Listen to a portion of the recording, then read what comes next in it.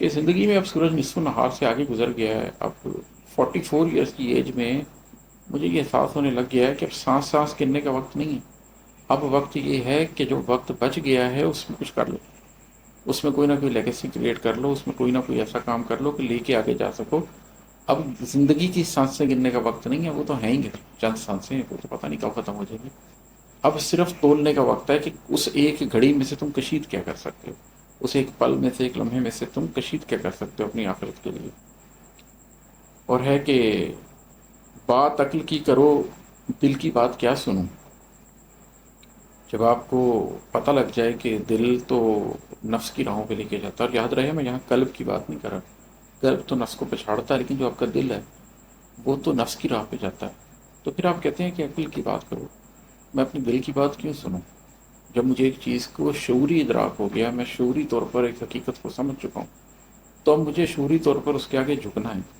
میرے جیسا آدمی جو بڑا عقلی آدمی ہے، میں نے زندگی میں بہت فیصلے ایسے کیے ہیں جو جذباتی طور پر میرے لیے بڑے تکلیف دہ فیصلے تھے، لیکن مجھے لگا کہ میں شعوری طور پر اس مقام پہ پہنچ چکا ہوں جہاں پر مجھے پتہ ہے کہ صحیح کیا ہے اور غلط کیا ہے.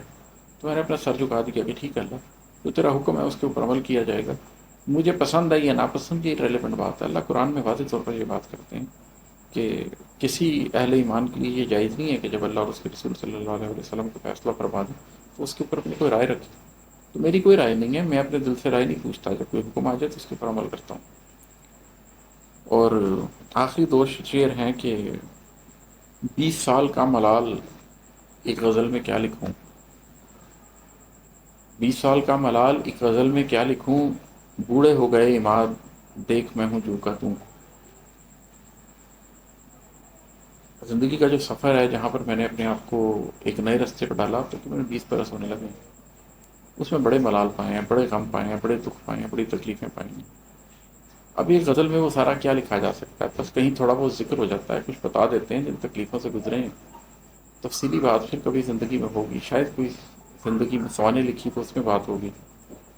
اور بوڑھے ہو گئے مات دیکھ میں ہوں جو کا توں، کہ جسم کو جب میں اپنے دیکھتا ہوں نا شیشے میں تو مجھے نظر آتا ہے کہ مات تم تو بوڑھے ہو گئے، لیکن جب اپنی ذات کو دیکھتا ہوں تو پتہ چلتا ہے کہ نہیں، جو میرے اندر ہستی ہے وہ ویسی ہی ہے، اس نے بڑھاپا نہیں پکڑا، وہ کبھی پکڑے گی بھی نہیں انشاءاللہ تعالی. تو وہ جو اندر کی ذات ہے جو بوڑھی نہیں ہوتی، جس میں وزڈم تو آتا ہے، جو وقت کے ساتھ میچور تو ہوتی ہے، لیکن جس کو عمر چھو کے نہیں گزرتی، وہ جو کہ تو رہتی کہ مجھے اس میں دلچسپی ہو گئی ہے. وہ جو شیشے میں دیکھ کے سفید بال نظر آتے ہیں، اس میں دلچسپی ختم ہوتی جا رہی ہے. آج کے لیے اتنا ہی، بہت شکریہ. السلام علیکم.